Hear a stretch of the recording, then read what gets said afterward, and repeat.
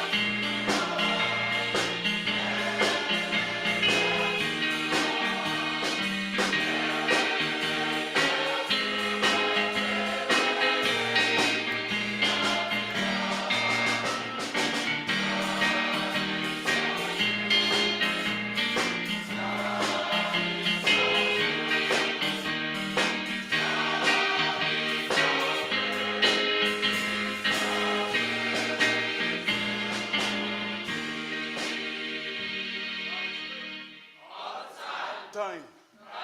Leile tua. Te miuma. God is awesome, people. Let's tell everybody. O mai se tatu tapuai. Come and let us worship our awesome God. E whasanga e o matai maunga e o mai ai lo fsoswani. O lo fsoswani mai le li ilea. O le na whai le langi atoa ma le lo langi.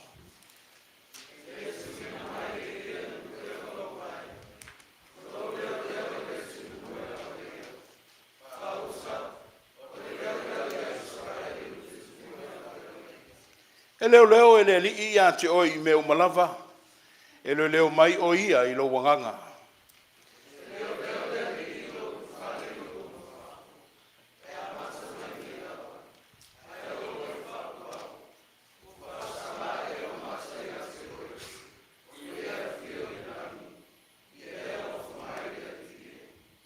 I lift my eyes towards the mountains where my help comes from.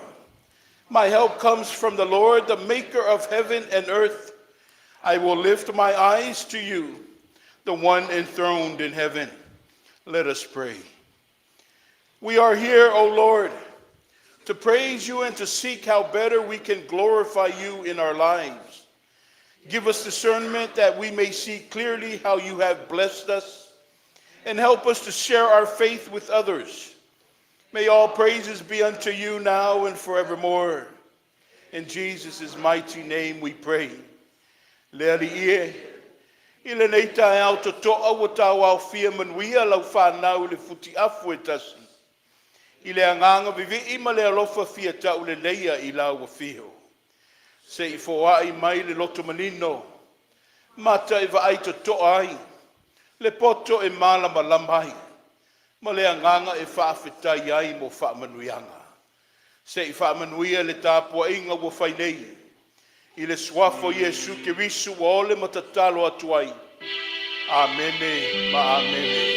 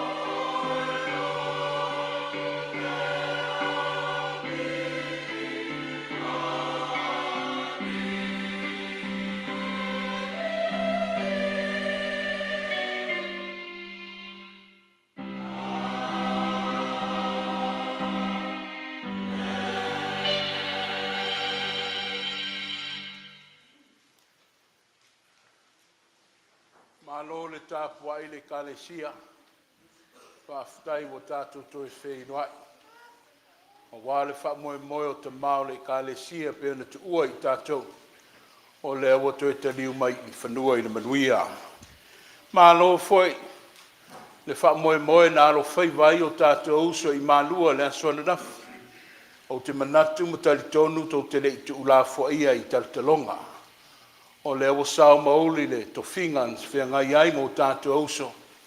Ia o le awa tātou patipatia I le alofo le tua I le neitai au. Ia whaafutai wa whiorolo tangata o le lotu. Sa iei le papolenga ne I momo e tāpuai le whaiva. Ai le o mai e tāpuai Yesu. Ia ai owa le papole o tau. Io e malo le whaiva nei. God spoke to me already that the 49ers are going to the Super Bowl. But let's give God praise. Se lau fast fu marfitu. O le viinga sa unia lau whepesi.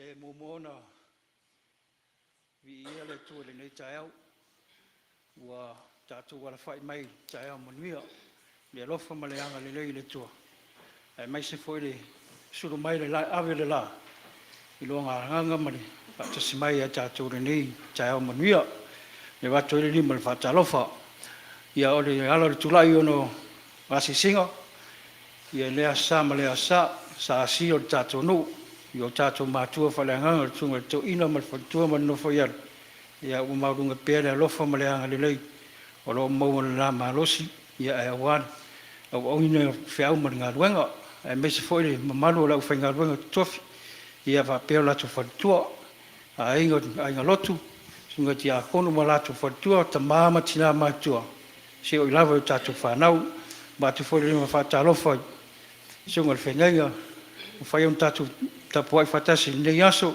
suna filo tai vale mano foialo ia mai se sa mo pot ia lo man me umar tatu no nei aso ia sa sistemi o tatu fa long lea le upu la folfloina la no ona ia lo sunga la ia halu mal mana upu nei aso ia so fu mai manuia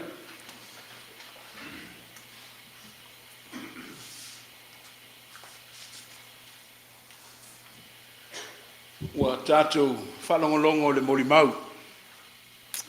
E ua le o au fia atoa mai le kālesia. O lo o malanga le tātou te mātai tei whono ma le tina. Whapea foe le fionga ti akono tei tai ma lona whaletua. Ia manisi o le mawhaina ma au mai le nei tai a o le mori mau wha mai o lo manuia. O lo malalosi. We go in life without thinking about God, ai le whapena ina le whinangalo alofo le tua mui tāua. Le alofo le tua wha mai e tuli loa la wale tangata. Le alofo le tua wha mai e wha maoni e o lava i le wha wawau. Tala le asisinga o loo manuia. O le vi inga ma le wha aftaile na i le tua. E wilava na tātou langona le le whaingo fia le nei vaitau. E pēr na mawatala i le awhi moe le whainga malanga le sunga le toina le tātu te mai a le awasa endi. Ia e me sei fōi e leo lo o pōngi sāma langona fōi le whaavau te tonu o whale ono le te māma tua ia sauma le ato e pēr na tātu sāuni e mamolilo na tino i Samoa. E o fōi lava i tau a inga wō mai masani. Ai le umai le lofo le tua. Se i tātou wha maulalo i lumo le tua i le tatalo. E uilava le tua o matangi tau mua ina la mātou wholaunga. Sa lilo i le manatu le tua o teimi maaso nei o la o auna. Na mātou tu i atu i tarusanga ma tu i atu fo e le muripanga. Ono le maunga la vai le anganga wha au le mafutanga. Nga ule wha pena ina. O talai ono o futau. I le anganga o le wha futai le tua. Le e wala uina. Ai o lo wha pena na ia tau tuaina la wafio.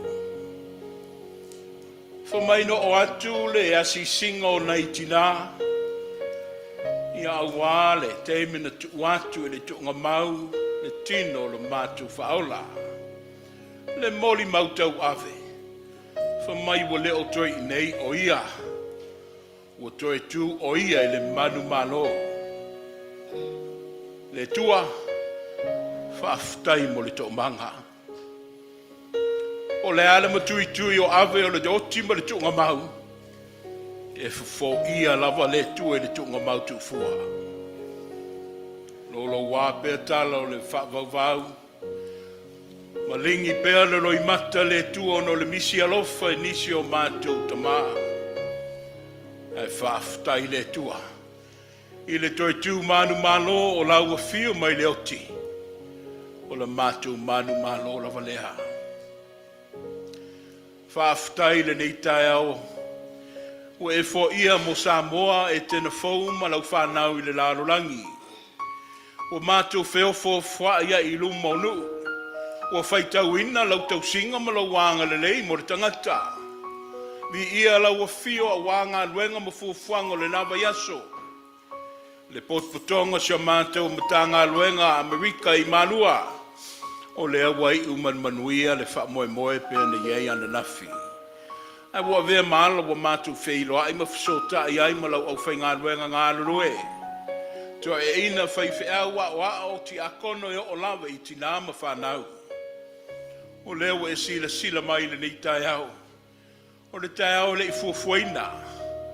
A o ngā luenga ma mana ma le lilo leo o lau fio. O mātou whaita po inga le tua ma lau auna I le au au ma le whatua. Sa mātou mōlia I tāro sanga a o la whinau I te tonu le lau mua I malua. E uman manui o la whaiva. O lo whea ngai mo se malolonga pupu. Ai leo e tapena ina le nei tae au mātou wheiloa I ai. Mātou whalongolongo ma le mautinoa au mea lofa ma lau whamanuianga mo I la ua. Whaaftai lo le tau ma bao. A o la whea ngai ai ma le soifua ma le ola o tauina. Mo li maula wa inga ti akono. O lo manuia le nu. Mai ona maunga tele. Se pa ia maunga iti. I le vara ai atu le tua I le nei tai au. O le mori maua lofa fo I le a. Sa mātou no fa vala. Mo na yaso le tua no le wha moe moe o komiti o te mao le kalesia. A wa ave tala le tua I le soifua tau tua. Ma le ola au o le nei e kalesia I laua fio I so se ala. Ia whai le nama taulanga ma vi inga I laua fio I le nei tai au. Mātou sulaina lo wanga le nei. Le soifua manolo ina lo whaana nau iai o mātou loto. Mo ai o mātou wanganga. Whaaftai lo le tali tuali maina sa mātou whanonga. O lea lawala o manuia. Solo I le manuia le tua. O le ngase. Tu mau o ta mamati nā mātutua e o lava I whanau. Ai o lo e whafonga ina pēla mātou alanga le tua. Mo lau wha malolonga. Whaaftai le tua o lo sao mauli fo I le wha moe moe. O alo ma whanau tupulanga o lau e kale sia wau. E peo na mātou whata ua ina I lātou le nei tai au. I le aso sao tupulanga. Sau se teimi le tua o le a lātou wa alua. Tā lai lau whiau ma le ngā luenga o le nei aso. A wina mo I mātou le tua le anganga wheta lai. Ina ia whape nāna pua ina mai le lātou whatau wa. Le whiau o le ola. Mātou whaafutaia lau a whiona o a whionga pa ia. O lo o tō lau mai pēa lau au whai ngā luenga. O mwhaamalia ina le mātou whaalongo. A wao le upumoni alo o tua I ailo mātou vai ma le leiloa. O au whaamanuianga mo le nei nuu o le mawhaitau ina. O e whaopopo ina te tono le nei mawhitanga le tua. E ala I pepe. Manuia o lātou tina mawhailele. Manuia fo I le ola fone e whaamanuia ina maile nei e kale sia ma ainga. E whai mataulanga le mawhai na ngalo ia I mātou. A wao lau a fio le mafuanga o manuia ma le lei umalava. Le mātou tatalo le tua vea le nei whanua ma malae. Ia whai ma malae o to manga. E suru whai mai ai lau whanau ai mesio Samoa. Whao ngā ina mo uvi inga le tua. Ai a vea le mātou whatau waa ma le vai. Ia e tau tua ina lau a fio e ala le leo ina ma le pui ngā le nei a ai. Ta talo whaamanuia mo le e kalesia. Anga le leile tua le teitei fono mo le lau a fono. Whaamanuia e le ainga ti a kono mo le lātou teitai. E o lava le leo le mawhitanga tina e ala I whautuanga. Ma lapata inga o lo lātou tō lauina. Tupulanga tama mateine le au whai pese o le tino leo le ngā ruenga. Mātou le mawhaia se wha moe le tua. Au noa ma lau a fio. Feta lai mai pea, a o ina pela mātou vai ma le lava. Sulu ia lo malama I le mātou pōngisa. Ina ia mātou sāvalia pea ala tau I lau finangalo. Mātou tatalo le tua mo mātou uso a malo. O le nei ata li ima le awhawhine le tua wa mātou whaitaulanga whatasi. Vi ia la wa fiona o le awa noa wa maua. Lo iai le wha moe moe le vai aso o mamua. O le awhau malanga mo le wha moe. Le wha awawina le poto ma le ata mai wha anam tau pasitsili. Wha manuia ia Fraser malona whaletua. O ma le mautinoa. E te utu pupuina le tua le la vai vai. Ala ngona le fia ai, ia la tuli vai i la ua fio. A wai sua malie le tua, le soi fua male o langa mativa. A wai ina matu i loa i le mawhana whana o lo walofa. Anga le lei kolisi o lau e ka le si au aho. Malua kanana fau piula o lo o ao tau ai, o lau au whainga luenga mo le lumanai. Mātu mana tuai fo i le sui o le nei e ka le sia, e Petero masoha, ma le whanau o lo nofo au tawai kanana. I alu ma le mana le ngā luenga, a o lātu ta pena ma whawhai le leina le tua, o tama whanau le atunu a wale ngā luenga mo anga iluma. Wala au le tua, ma futaina pele anganga o lau fio le li pole ma la inga whaiaunga. Ma ia mātou whaia pelo whina ngalo ai awane i whaia le manatu o tangata. Mātou manatua ma le alofa le whaavavau ma le whaanonoa. E ka le sia wa motu sia le mafutanga mo lātou taitai. E o fo i le li o whaainga motu sia le mafutanga mo le mātou tama. O whelo iai le leo le whaavavau tama. A sia i lātou i au wha maisenga. Sau se teimi o mua le nei aso le tua, o na lātou la i ai lea i luma o lau fio, a o wha whafonga le atu no umale e ka le sia. Wha manuia i la o auna i la o hao malona whaletua, a wale ngā luenga o le nei tai hao. Sa moi se sa e masifo, i ai pēlo wha manuia i o mātou taitai. O le malo, o a fio anga manu, a sili ai le tua mo le e ka le sia. Ia wha pe nāna manino la mātou whalongo, a o e tu umusu mai pēlo finangalo, i o mātou tangata. Ia manuia le atunu, manuia tangata anu, a ia ola ma le file mu le tua lau whanau i le lalo langi atoa. Mātou manatua ma le alofa tama whanau le atunu, o loi le tawhao taua. O whea o lo tau tuaina le nei malo tele i Amerika i tuli manu e fia o le nei lalo langi. Ia iai lo file mu ma lau tau singa. Ia la vea ina i la tau mai le puapuanga ai wha foi mai le manuia. Ni si o a mātou tautalonga. Ai lo whaumasaloi le tua. Langona ma mana o lilo le tangata. Mātou ofo i nātu ma le anganga wha maulalo e whai ai pēa lo finangalo. O le toi mana o le nei tae au le tua, wha mangalo. Wha mangalo mai. Ngā lua ina pē i mātou le tua. Ia solo i lalo le mātou loto maa ma le wha mawalunga. Ai a fio tu mau mai alo la ua fio.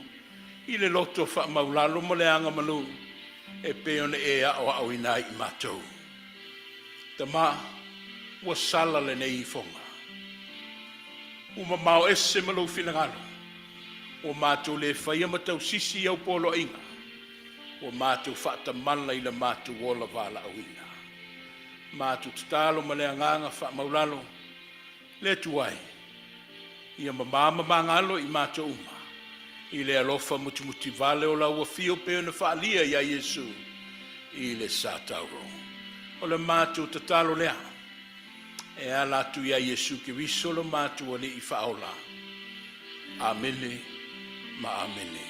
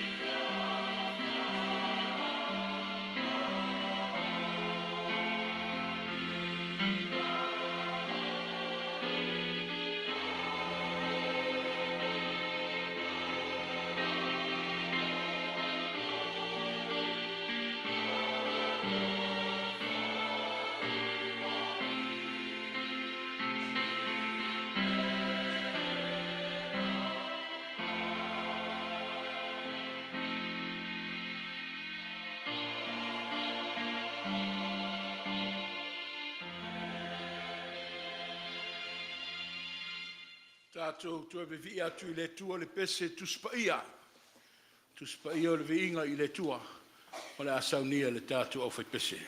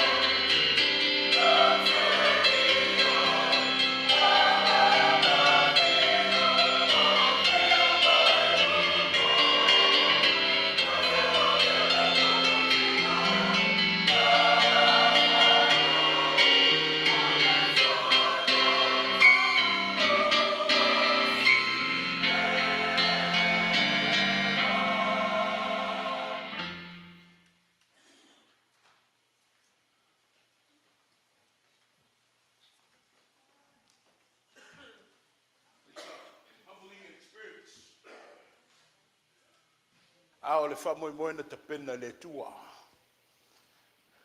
Le wo tau sila mai. O le sunga le a Fraser. He just graduated from Malua Theological Seminary. Yeah, his beautiful wife, Julie. Le wo tofia I la ua whai makatu, guest speaker. I think we're in for a treat. O la ua na whaululu waile la tu Vasema in the Bachelor of Theology program at Malua. Yeah, they got the scholarship le lo whawawina le la whamoemoe I le master's program. Ia I le whamoemoe la stona I nei, o le atu ua I tātou ma. Ta liu atu I whanua I mese le lau. O le lau mua le kālesia I Malua. E whaawau le la whamoemoe. I asked them if they could do a teamwork for us today. Le nao o tau sila I le purtini malona tau a awina. O le amata atu I le sunga I la oa o le whaitawina le tuspaia. A mae ale, folfolaina ma le whaitawina o a whiong paia le tua. O na tūlai mai leo lona whaltua. Le whaltua ia Julie tau I vale. Whai se tala a wālo ma whanau le kālesia. Ia o na tau walungai leo le langa luenga. I le upu folo le tua le leitao. Let's give a big round of applause for our guest speaker and his beautiful wife. Ole whaitawina o tuspaia. Le sunga I la oao.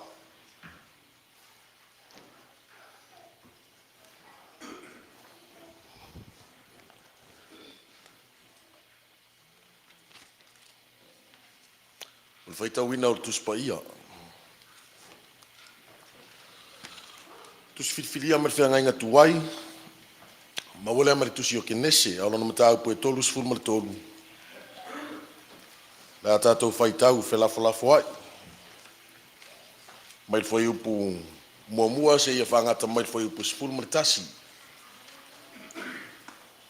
Our Old Testament reading is taken from the book of Genesis, chapter 33. We'll be reading responsively from verse 1 to till verse 11 from the Samoan translation.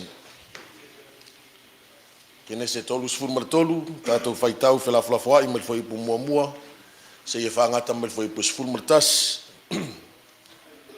Whaafonga maia, wa whionga pa ia le tātou wali.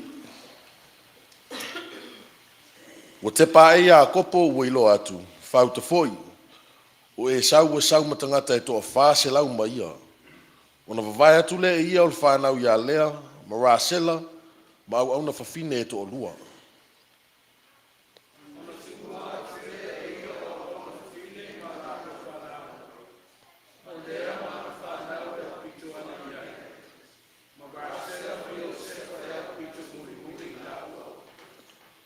O na muamua atu le o ia te I lātou, ua whaafitu ona I foto ele, ua o ina lata atu I lona uso.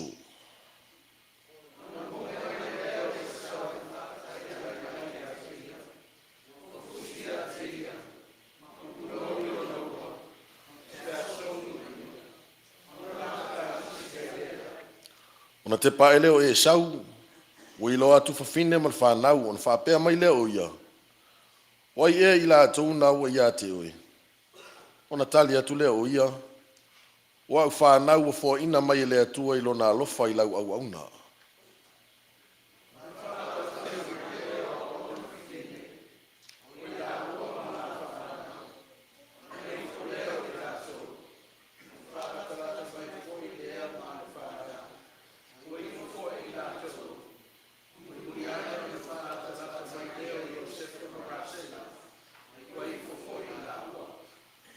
Whapea mai lea o ia. E whapea whea le nā wā o manu o mātou whatai ai.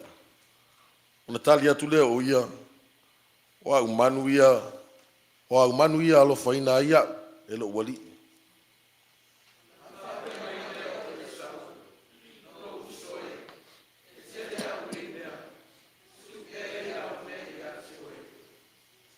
Ona tali atu lea o ia kopo, awa lava. A whai te alofa mai a te au. Ie e talia mai lava lau me alofa. A wāo le nei, ua ui loa atu au whafonga. Peise I ua ui loa atu whafonga o le atua. Ma ue e whina ngalo ma lie mai a te au.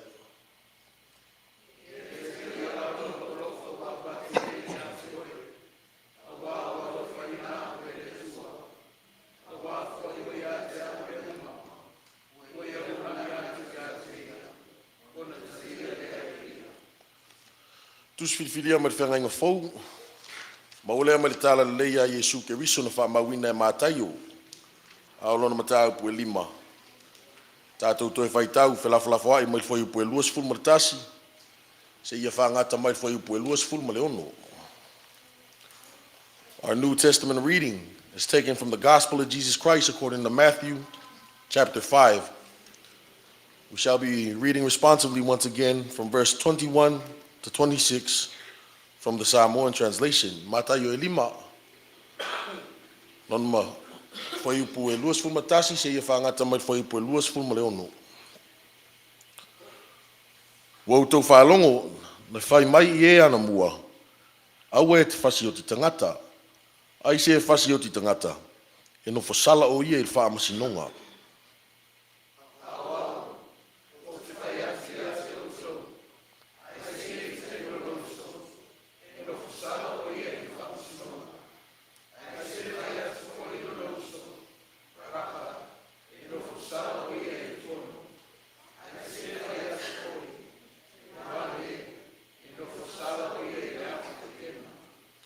Bea whai e te avatu lau taulanga i le whata whai taulanga. Ona e mana tu ai lea ui lau usu se me ti ngā i oie i ate oe.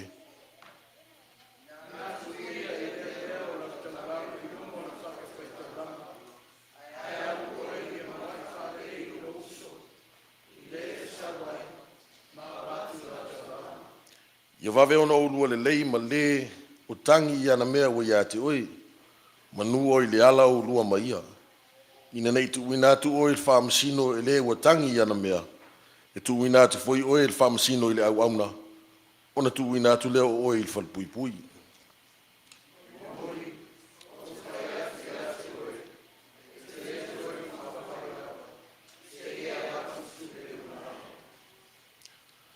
Whamanuia mai lea tua e ala le tātou whaitau ma whalongolongo ia nā whionga pa ia.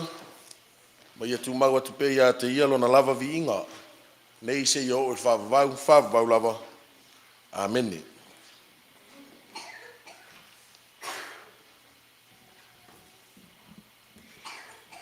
Ia e moana whaasalo whaasu lau sunga le taitai, lau sunga le tamata e ina, le taitai o tātou pulenga nei, ma le whaletua, ma le ainga.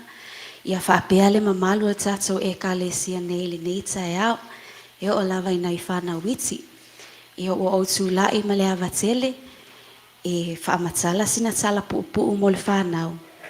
Ia atonu e maua i fwoi ni awa onga tāua mo i tātou umai le nei aso. Ia ai mai se o tātou sāwalinga le nei tau sanga fōu. Ia talu ai o lea e ta ape solo ia hauwo la iti e fia whaamatala e le tala. Ia lea le a whaanga atu ai lunga ne e whaamatala atu ai le tala mo le whanau.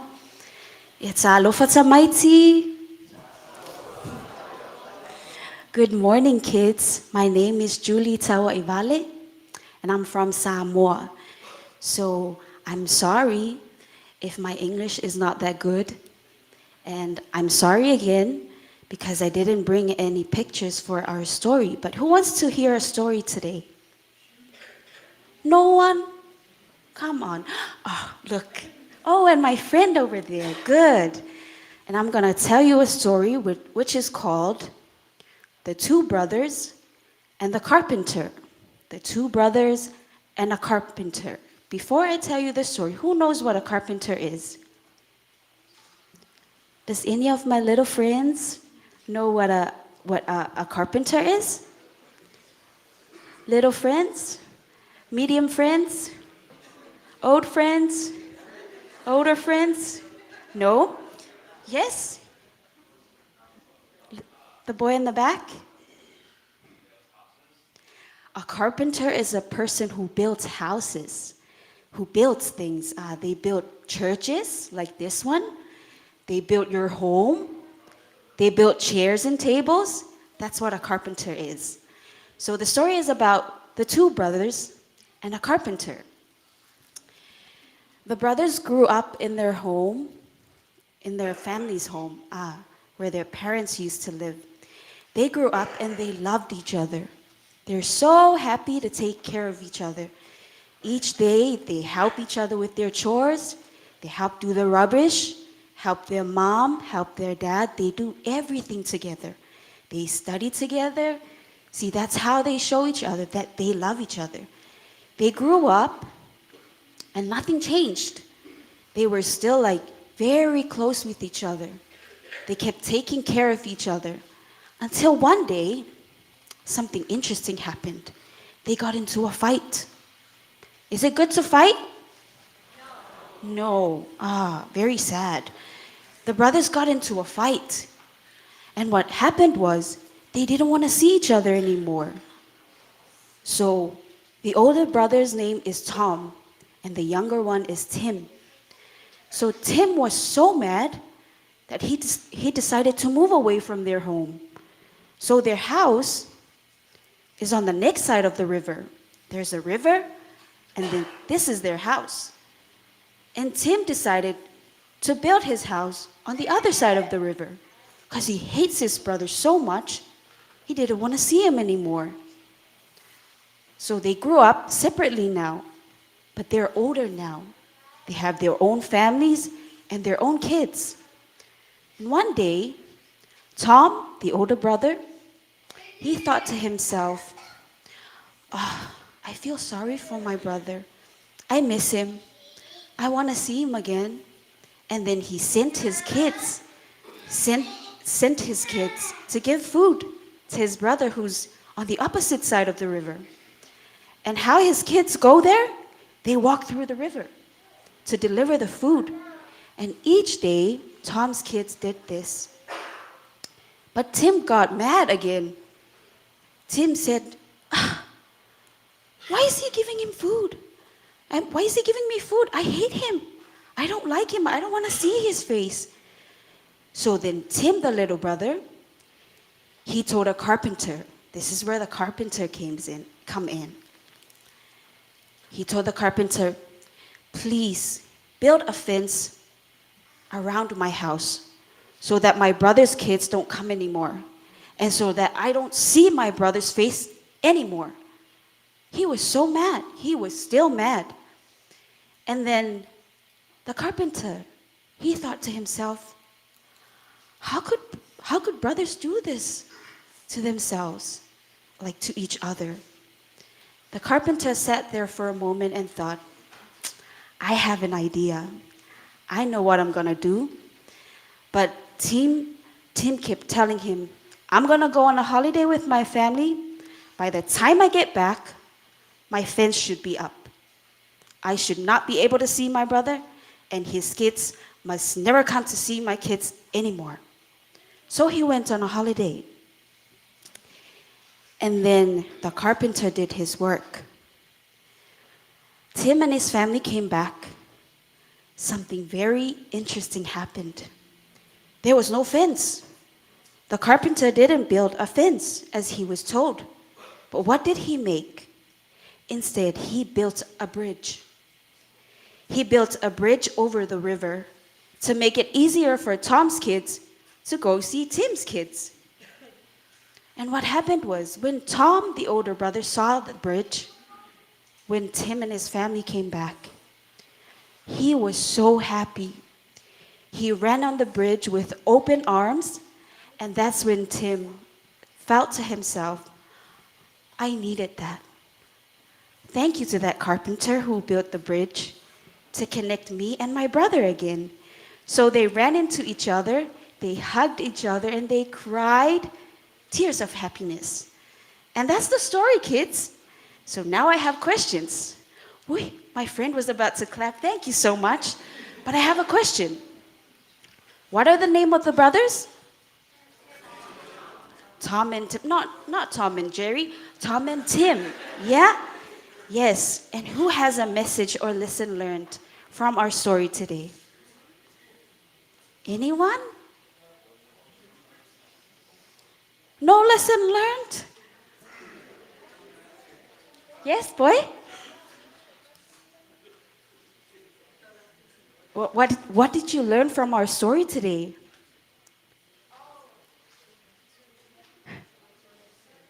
Louder. Never fight with your brother. Give a clap for my friend. Never fight with your brother or never fight with your sister. Fighting is not good. Or even if you fight, you can make up again. You can say, sorry, I'm sorry. I shouldn't have done that to you. But don't do what Tim did. He went to the other side of the river. He didn't want to see his brother anymore. Never fight with your brother or your sister, okay? Good. Who else has learned something from our story today? Yes, baby.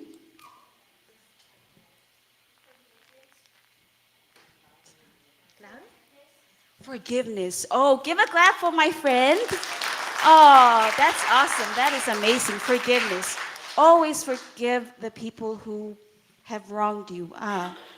If you've got into a fight with someone, not just your brother or your sister, even your friend, always forgive them. Because that's what Jesus did for us. Who else has a lesson learned today? Yes? Love. Oh, give a clap for him. Thank you. Thank you, buddy. So, and that's the perfect message for all of us. Love solves everything. And I think if the carpenter didn't feel that the brothers needed to learn that again, I guess that's why he did the bridge. He made the bridge because he thought to himself, they can't not love each other. They're brothers. Okay, thank you so much. And those were I brought those messages too. So thank you to my friends for bringing that up. But I know you're too young to learn this right now. But as you grow older, you will learn that you can sometimes call Jesus a carpenter.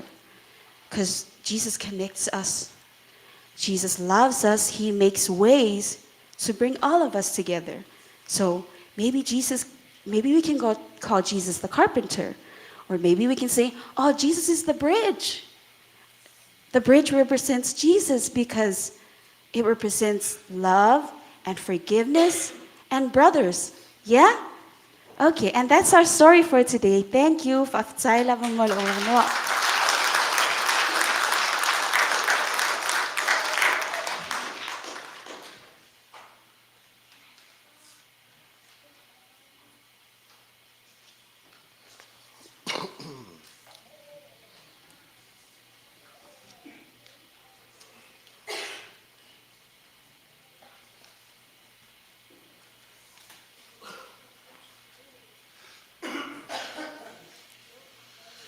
Tula i le awa, tau tala foi mil fai tete, ane le su o lau sunga le taita i o sauninga, o lau sunga le tamafa le anganga o le ka le sia nei, o lau sunga le tama o le matanga luenga, pa fo le tina o le matanga luenga. Su sunga i sunga le fai au fo mai, ma lau fale tua, no fo fai au o le tātou e ka le sia, sunga ia o au mau tau fale tua, a fionga ia li i matamaitai ti a kono, sa fainga malua tamama tina matutua le tatu e kalesia se yo lave lau talavou mana i tatu whana witi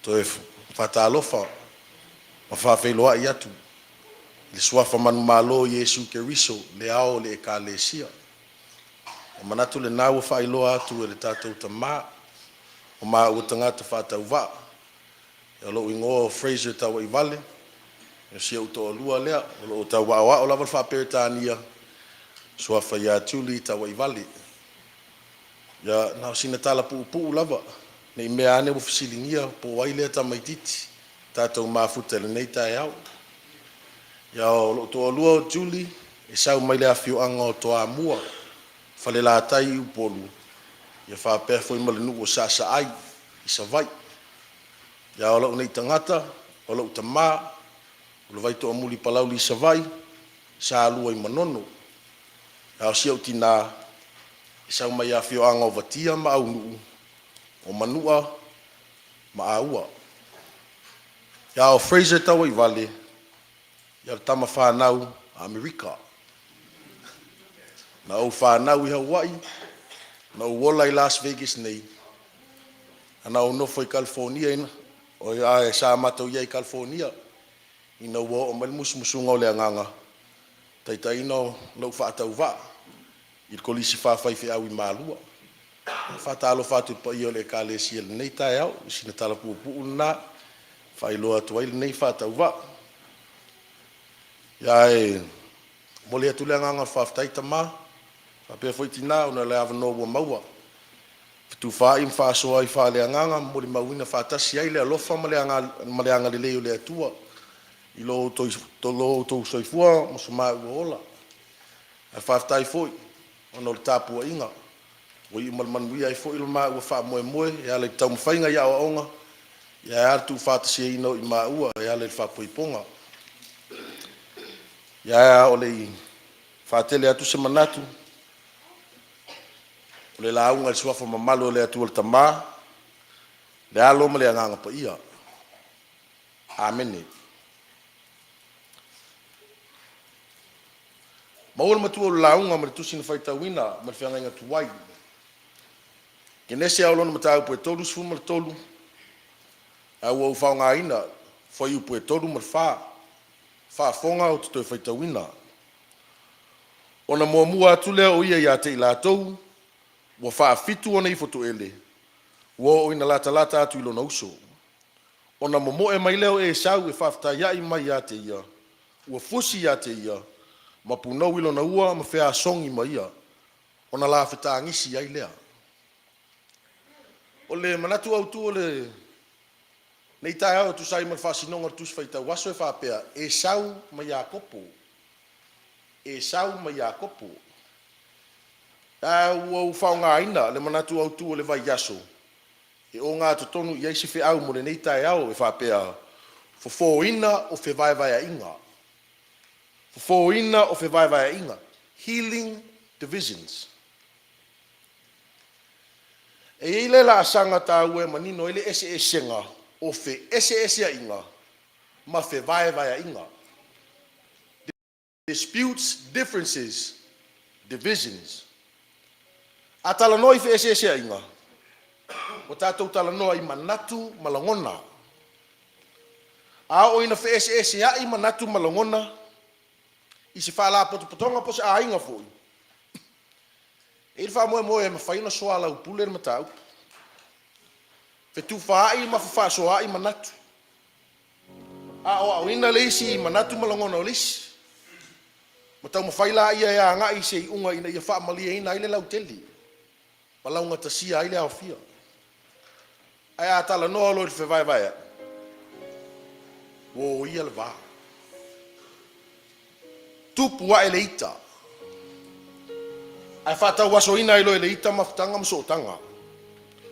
Wo wha asili le tulinga o le sao. Na ilo se isi lava mea. Au le itua inga manatu le mausalia ile vai ina o tangata. That's the subtle difference between differences and disputes and divisions. When there's differences and disputes, there's an opportunity for compromise. But when we talk about divisions, no compromise at all. Why? Because everything's been said already. Everything's been said, we cannot find peace. You hold your differences, I hold my differences. Al mafuanga tonu lavre na. Ya inga ile fe vai inga. Male uputawa. Ai sea. A fe vai ya ilo mafutanga. O mo na fai upu. O mai o io tua oi. Ele to efsilingia. O lei unwa. Ele ma fai ona fa alo fani manatu malangona. E ai ni sitala to faia. Paula vale tali tuli sa o ya le malos. Tau. Sa o ilo la fonga tu pulanga I Samoa. Pe a o ina vevesi a onga. Ka ko filoa ila ma ke ki po pe a ku ora onga a. Ka ko filoa ila ma ke ki vai po I sa o a. Al fesilia fia tu matai. A fai ele ai lava se fa moe. A fai o le tau lava le tabi. Fa pe fia la ona fo fe vai. Fa tau tonga lava ia. O le ainga I sa e tu tonu, ma le atu mo Mesopotamia. Ma io le lei. O le tofi o le tamā whaatasi e mwha manu yanga o le ainga. Me e patino I le ri o ainga. e le to e fisiringia. E le tau whailo ina foi. Wa ta oto ma manino lava le ala fua. E ta alofa ia e sau. Tau nu umai a isa ako, tau tua upenga lana malanga. A le tali e sau. Wa lata aso e whano no ai ono lo utama. Ona o fasioti ai leo i a kupu. Mau watula ngona o le alofa. Ma puna e leita. O ia lva. Leu matua wa ma oti le leilo na tūlanga ma wha manu ianga e patino ia te ia. Ele e tau whatala no ina. Because it's not up for debate. It goes without saying.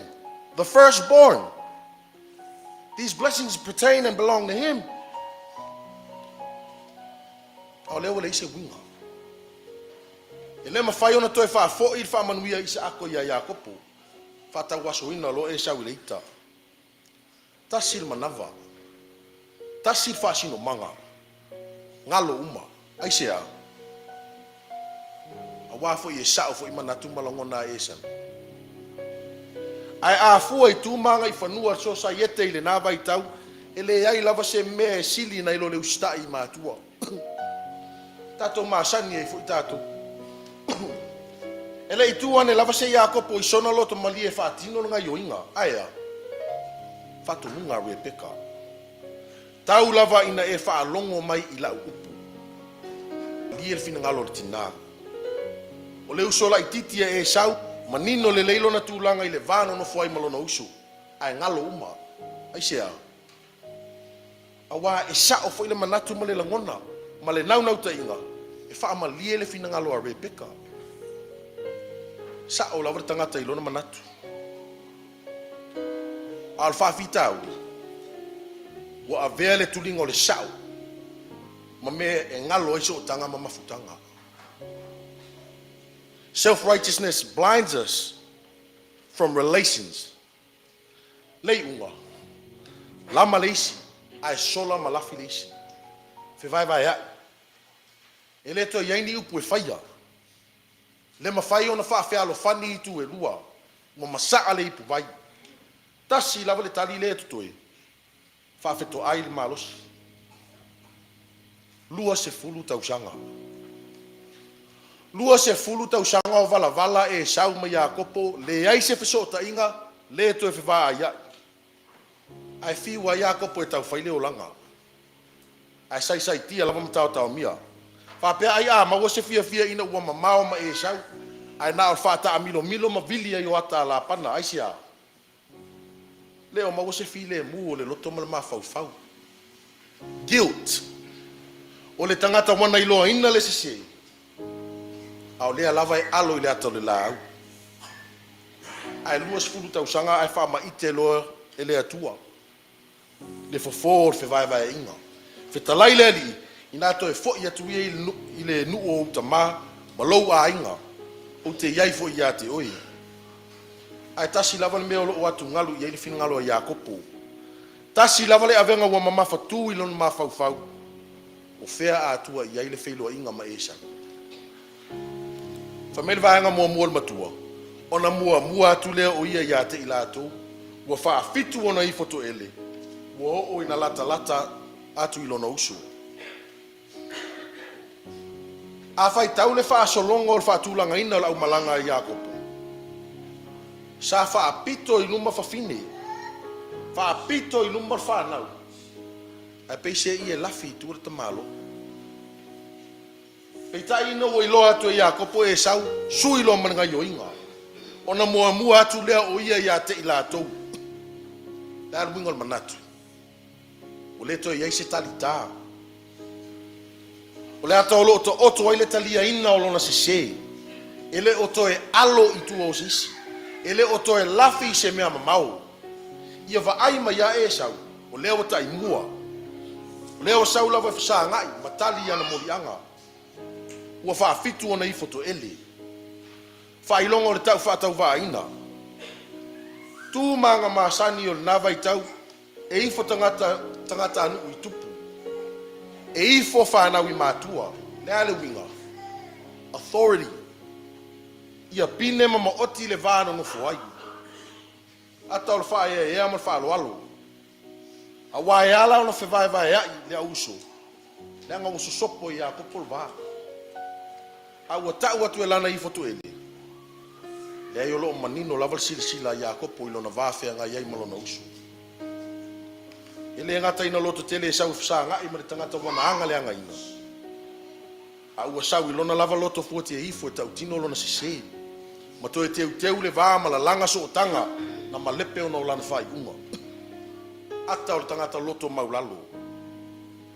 Le loto maulalo e talia il sisei ma le nau ta inga ia maua le toa file e mu.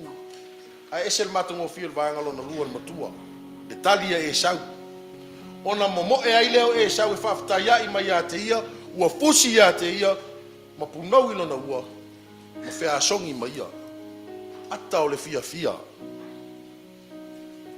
O leo o lupe sa vao esi, a o leo ua fui whatasi, leva ona mou le ita o e sau. Whamel pālangi, you never know what you got until it's gone. A o le ala leo le momo e sau e whafta ia I a kupu. Loa tau sanga o vala. O mo le loto e fia mafuta I le uso. Ai whainga tā ono fatia o sola. A tonu e ese ni langona na afua iona malanga e sau ma le fia se lau tangata e whafta ia kupu. Al mea mauti no lava ia. Ina ua I foto ele ia kupu. O le maunga ngana e sau. Pau wā leo o tino maa ano lo tutoi. Pau wā leo fōringa wa ai au isa ako mare peka o loo iai. Ai whai mei loto e upul matua. Ona la whetā nisi ai lea. E ma whai ono tātou whapea o loi mata o le fia fia, ona ua toe whailo ai uso. E ma whai ono tātou whapea loi mata o le whanoa noa, ona ua loa tau sanga o vala. E ma whai ono tātou whapea o loi mata pe pelu. Awa e se tau whase e o le tama lea. Ai a sila to toa I whailo inga. Manatu le launga, o loi mata o le salamou. Loi mata na malingi, e whai mapine wha mau. E le sili atu lava le tulinga o le sau. Na ilo so tanga o mamaftanga o uso. Tala noa ia kopo ia e sau whamir wha alo lo ua li. Ai sau le talia e sau. Lo usui. O le fofo fe vai ina. E wha ma ite le atua. A o le fofo fato a manuia. Pe a wha awa noa le anganga o le tangata. Pe a wha tua na I le toa tā mai. Pe a mau le fia sao ma le fia sili. Ai wha mua ma o ngā tonu le alofa. Le alofa e loa I le tangata tau tino ona se ma ona wha le tonu I le wha maisi. Au le alofa e loa ai fo. E le ua ti ngā pe yanga le anga ina. Ona wha pale ma wha maangalu. O le fofo fe vai ina. O le loto maulalu. Ma le alofa e ola ina I le vātua o I ma le vātangata. A wha moe fo ina na Iesu e pe una moli mau mātayu. Pe a whai fo I e te a vatu lau taulanga I le whata whai taulanga. Ona e manatua I lea I lo uso se me ti ngā I oia I ate oi. Ina tu uia I lea mea lau taulanga I lumo al whata whai taulanga. Ai adu oi ia mua I wha lelei ma lo uso. A whai o taulanga e whai mar wha moe I vi I ai lea. Leo o manino fina ngalo o whaola. E silia tuai so tanga vā la lata. E silia tuai mafutanga mā whana.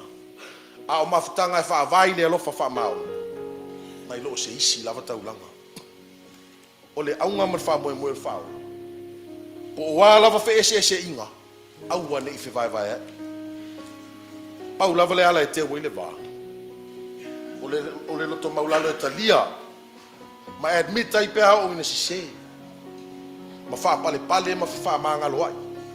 Pe o ina anga le anga ina. E tena fo uile nei tai au. E le fo I so outou whafafonga le whi au le tala ni. Ai ua tātā longo atu pēa ma si whau, ma tu e whangu mai le tala le lei. Ina ia seu matanga I le ngala. So se mafutanga lava. Ele asa mas whawhitauri. E tutupu lava ese a inga i le vāo tangata. Ai sea. Au ape whai mai a e tasiro tā whaasino manga. O i tātou o tangata Samoa ua whaatala le ina. Ma wala awina e ke wiso e ala ilana e kālesia. Ai tofu lava i tātou malangona mamanatu. Ao ina ese a ilangona mamanatu is maftanga. A moni le alofa.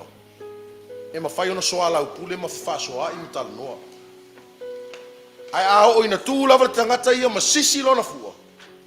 Ao ina urufia le loto i le anganga o le fia sao i taimi uma. I le fesiringia le avea ese a inga. Mala e fe vai a i tātou. Feo lolo e sauma i a kopu. Na o le lua se furu tausanga. Ai tele mafutanga o fe vai a. E whato a sala mō lava i nongu tupai. Nisi foi ua fia aso. Fia masina. Fia tausanga ua le to e feasi asia. Le to e feso o ta. Ono mafuanga e matua i whatau vaa lava. Poto i whalavelave o a inga. Ese la ngona mamanatu i le whainga o le whaasoa maisi tūlanga. Vevesi. La lafo upo mamafa. Tau le pua malafo. Tusi lima. Ano se matai poto e ama. Ele i whaia whaapea mea ar tatu wa inga. Pai le mata i tupe o le lida. Wheo ia i tupe na tutoi. Why are the people from Samoa only call when it's whalavilavi?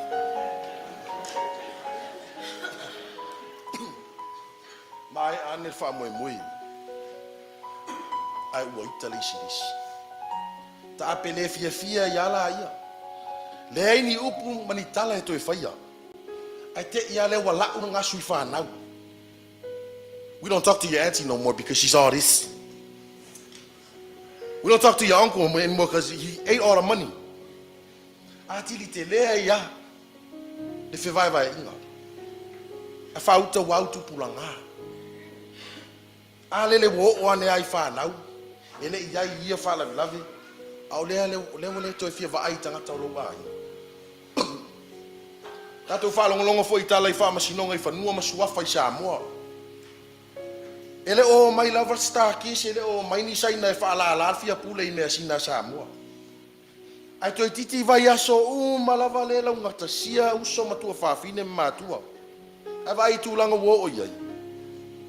Mata upu e te tauna soala upule i maota malawa.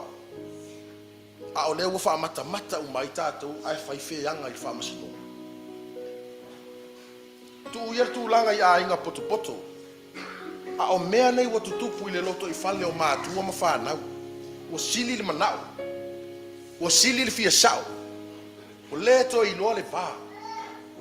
And it all comes at the expense of relationships. Ai o foi tutono e kālesia. E le fua tasi. E pei e whai matala sua. Tala sua e maalia i whalongolongo. A tangata o loo whaia au nanga whapitoa mo tangata Pasifika whamai. A whewaiwai a i tangata Hawaii. E tū Lacey Civic Club. Ai a whewaiwai a i Samoa. O tū lau lotu fau. Whao e le fia pule ma le fia sao. Le manu lau tio le ekalesia. Ina ia mau popo tangata ke wisiano. Au isi lotu e whātu atu i tuāwhale. To tele lau fai lotu. Ai rua le aini tangata alolofa. O tātou fia unu matua uma. Tātou fia manuia uma. Ai whātau aso ina i tātou. Pongi sā i tātou sila malvaai. Ki langona mamanatu oisi. Ai a mafutanga masootanga mauso a tangata. Manatua. E ese ale nau i le ami o tonu. Ese le nau i a sao. O le fia sao le aunga o le whaamai leo le whewaiwai ai. Au ina urufia i le anganga o le tangata. Au lava le mea tupunga e ai o le whewata wa. Le ai se fi le mu e maua mai ai. Au la Yesu. Ia muai whalelei i lo usu. O le nau ta inga. Tau la mua. E whaatino le loto maulalo. ia maopopo pea. Po o wā lava fe ese inga ia tu mau i le loto e tasi ma le nonofo fe alfani. Ao ina lutia mafutanga i fe ese inga. Ele ai lava se mea ma fai ona e fai e sui i le longona olisi. You don't have the power to control how other people feel and think. You only have control over how you respond to the situation. Lona winga a fai o se ia i lota utino mfatu esi. A fai uanga le anga ina. Ia i lo fa pale mfa mangalu. A fai ua fe ese ai. Aua nei mapu fa so ai. Aua nei fiungo fiel fe tu fa. A oa foi fa so songa malongona e tupu ai ono lo wita. Malo le fia. Mau le to vai. Manu i mafutanga i mau. Ai sea. E tena fo ue. Au wana ola wala e mawhai ona fufo ma alo fia i fe vai. O le loto maulalo. Ma le fealo lo fai. Au ala fua na savali e ile li faola. Ina ua fio mai le lalolangi. Le ala fua na fata oto ele li faola. Ina ia sava vali e ile au fatu otua. O vala au wina i le kalesia. Ala fua le loto maulalo ma le alofa. Na faatino lava i Yesu i totono o pupuanga. Le ana ia tu ua ilo na mamalu. Ina ia tongiola le lalolangi yang sala. Ti ngar sasa ma le tā. Ti ngar pupuanga. Ai le itali lava i se upu e tasi. Na maliu ti ngā. Tanu mia. Ana toe tu manu malo me le oti ma le tunga mau. Wo tā ai i ona manu i e whapavagu. Yesu Keriso, le fofo fe vai inga. Amen.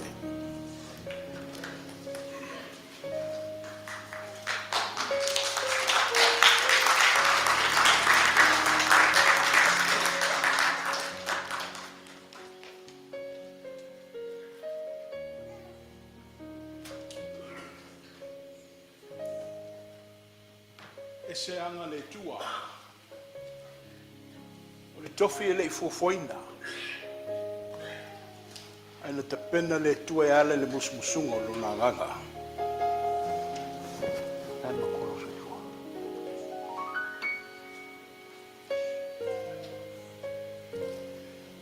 They're 28 years old. It's amazing what God can do. Born and raised la wao na whanau i away le na tupua e nei whamautui Garden Grove. If Fraser can do it, it's in a full youth, you can do it too as well. Ai ese le mana i o le mataupu o le na tātou pa i ei fo i le asolulu le tātou whaasoa le whaatuspa ia. Ai le wa whaalau tele mai le sunga le whaiaonga whaoriori. E mamoli atu le anganga whaftai, that's our sermon. E le se mele la atu e whai se whaupopo le toina. Ai na o le anganga vivi ima le anganga whaftai. O e fo ia le whiwai ai. O oe, po i la tau la te le maria ai. A mai le tu wa lalo le tātou taitai ala na whautuanga. Wha mai o le tuana te wha mai te mea. O le tuana te tu usau no ma tu mamusu ia te oe maa. E le o wha mai la le tua e amata mai pai. Whaatali se i o mai la whai. Ai le wa mnino ala tu wa lalo le tātou toto o le nita he au. Ai amata ia te oe. It starts with me. We are the bridge bear na sau noaina le tina. A vei tā ua whai ma wana lau papa ina ia so ai mafutanga whise se ai. E le whai ngō fia le mea leo le fia sili. E le whai ngō fia fo le mea leo le fia sa. Ai leo manino mata o le vai e o ia ai mafutanga vāvāla lata. Mafutanga tutu no nofo ainga. E o lavi au lotu. I think 2023 is a spirit of reconciliation. We all need to reconcile our indifferences. O po o leolanga, sa o tātou asu, o le o toi mautino tai ao. Sau stemi lau sunga i lau au. Me sei fo i lau whaletua. O na avatu ai leo se whamtalanga te mai o le nu. Ai whono whapapi i se mātou whamanuianga. Au le te ele o le whatu ma le loto i le nei tai au whaafutai. Ma lo le whaasoa. Ma lo le tufa. O le mātou te taloanga le leile tua masanga whamanuia ma o lua. Mau le lua whinangalo. Mau le lua manatu. A wale no fua o tau wai titonu le lau mua. O whea o iai le whaalinga ma le tō whinga le tua. Ia ia whape nāna nau nau ta i lona whaungaina. A ia maua le lua loto wha maulalo i talia so se ala. O le meo le a whaasino i le tua mo o lua. Fumai amata ia oe amata ia tea. La unga Yesu i longo le maunga fumai amu ia e anga malu. Amu ia e anga malu. Awa e whai mo lātou tofi le malo le tua. That's the only way that we can reconcile. You need to come down. Ia maua wanganga malo loto wha maulalo. Au fe pese wha uma mai le la unga le o au. Ia au na. A mai ale pese lea. O le aso le nei e. O a tofa ina ma la lafo. Ia ile tofa ta maole i kalesia. Ia o ta titia mai a tutia. Ma malai. Ia iai se tae au ma se sapati. E whaata ua ina aile e kalesia o au Samoa. O alo ma whanau ma tupulanga le atunu. O lea la ua tātou iai le nei tae au. O aso sa muri muri lava o masino Januari. Ia waliliu wa ia. Ma lua makalana fau. E whailonga le nei aso sa. O le aso sa o tupulanga. A mai ale pese lea. O na sauni mai ai leo le au televou. Ia a wafo i ni sa fifinga. Mo le aso sa o tupulanga le luafe lua sifun martou. A le veinga. A le tua o saunia la whapese.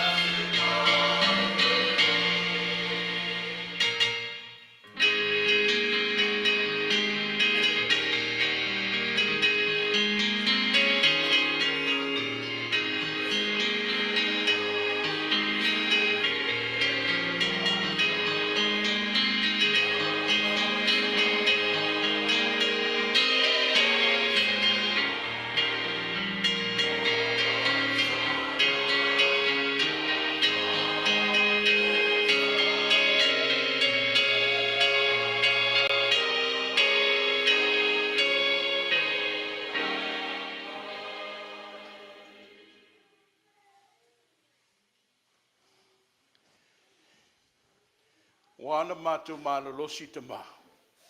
Ono o lau whaasoa mau whaamanuianga. E le ngā whatia sa mātou malosi, le nei o langa pēna iai. Ai whaaftai le tua i lau whaasoa pa ia. Ai pētai, o Iese langona i le nei tai au. O mātou o foina se vaenga le tua. E sulaina lau tausinga, ai meise lo walofa le whaatua oia. Ma le mo maonga, i au ngā a wale ngā ruenga. Ta mao lau taulanga lea, ia whaapa ia. Ai a tō lau mo i mātou au whaamanuianga, mo lau whanau e pēna saunia i le nei tai au. Ono ke viso Iesu le ao le kānesia, o au wala tuaina mātou whai ngā taulanga. Amene. O maile, whangau kama, whamanmole, whakulanga the stage. E peo na tala no atu. O le atau mawhai atu le. Maftanga tu pulanga tamamateina le kālesia le e tenafou. Ia awa se whamoe moe mo le ne yaso. O le mātou langona. Ia lofangia le tua e ala i lona nganga. Ia whaato toa le nei tau mwhainga. Ai, a vea foi le nei tūla. E a watu foi se anganga wha maulano le paia o le tātu au fia. Wa ai alo ma whanau le atunu. Ia ta pena o tau whanau. Ta pena o tau alo ma tātu whanau.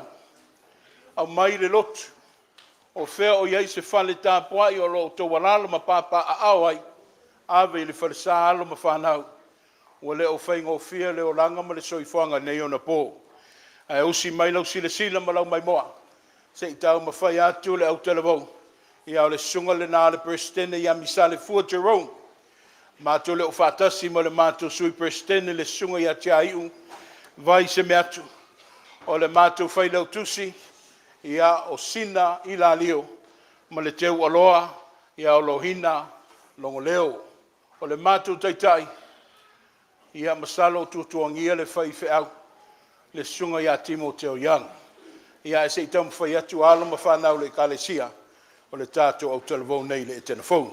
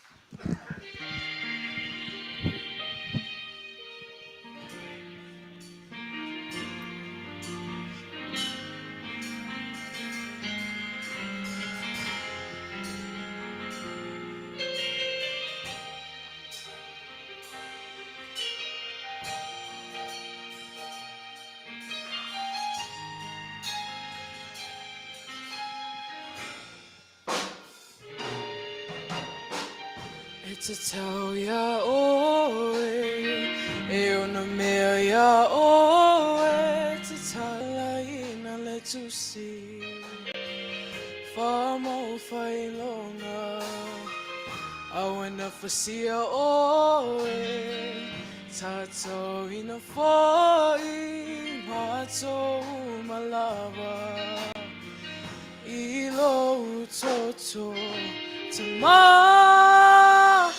ia whai a bea, lo fina ngalo, onu matunu, o ngangana e sese wa pepese, o lau lau whaiva ua tau, tau tau atu o ngau mamalu, ele ai se tu sama oe, ua na oe o matou loto,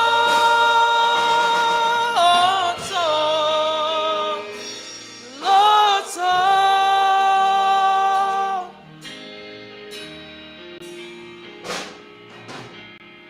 E te tau ia oe, e ona mea ia oe, te tala ina le tusi,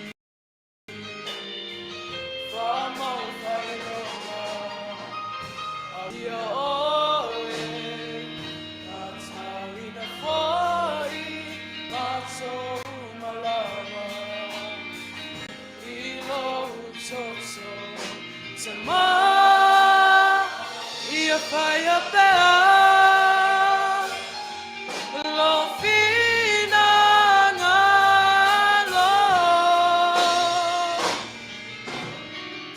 onu matunu, o ngangana e sese wa pepese, o lau lau whaiva ua tau, tau tau atu o ngau mamalu, ele ai se tu samoe, ua na oe o matou loto,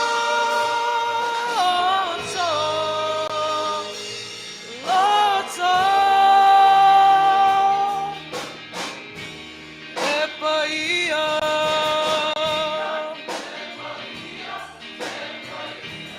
le Mesia,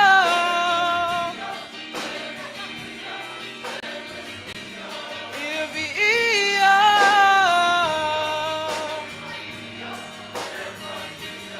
e paia,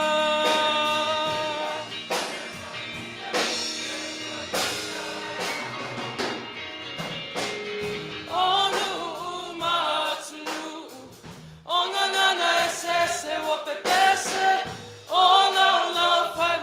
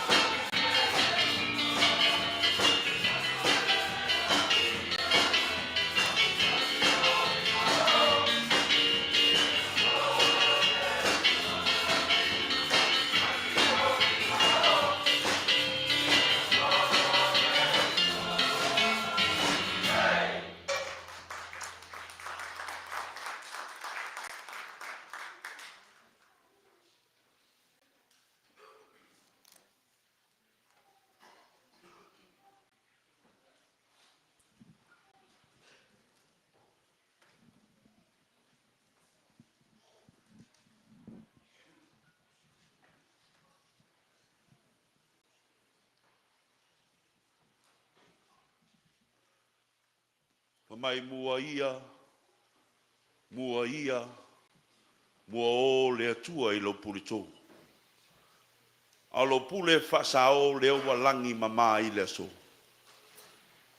Siwa teme ino wā e ao manu. Ta whea o mala. I hai o ngā angi malu o le fisanga. Leo wa tātou au ria ai le nei asa.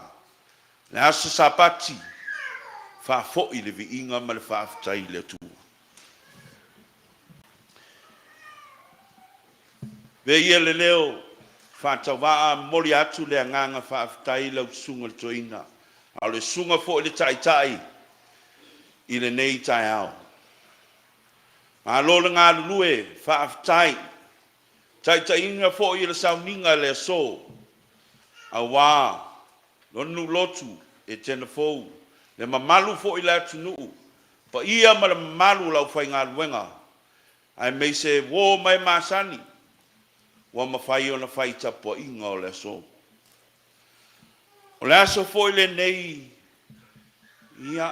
O tā ua o le island wear. A o se tau mawhainga fo i o whanau. E pei o na tau mawhai ai. I se pokalama. A o se whiau fo i le nei aso. Wha fo i e pēr le vi inga ma le whaafukai le kua.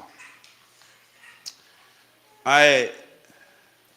Ve ia whai masui sunga le tai. Te whona me se fo i le sunga tua ina. Le mamalu le kalesia e tēna fo. O nau whai ngā ruenga te mā malolo, mang malo e mei se fo i sunga ia o ao. Ti a kono, le tai ti a kono, le whasenga ti a kono. Mai maunga te tele sei pā ia maunga iti o le nei ngā ruenga. Mātu se mātu o nganga whaafitai lau sunga le a o ao. Fraser, tawa i tai vale, ia ma le whale tua.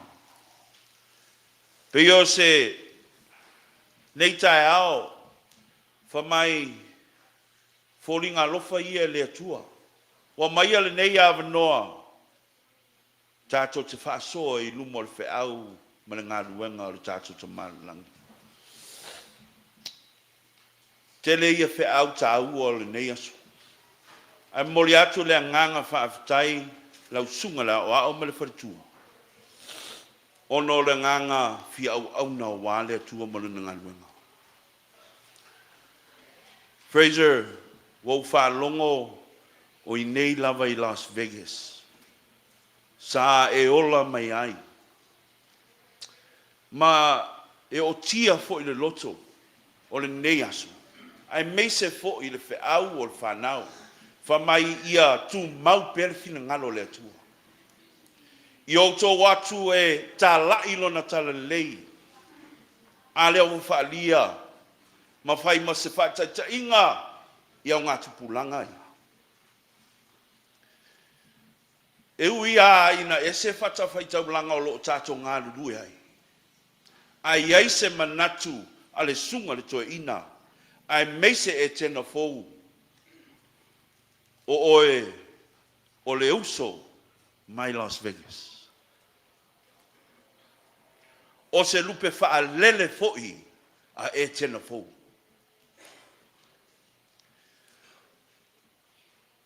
You're truly a light of inspiration. For those that have lived far away from our homeland, but have chosen to serve God, chosen to serve our people, our culture, and our beliefs in God as the priority of all things. Fraser, whaafitai. Whaafitai le nganga a wale atua. Ula na ngā ruanga.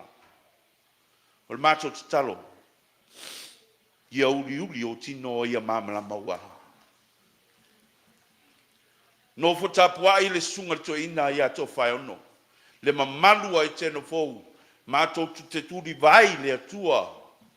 A wale wha moe. A vai te pataula i le atua.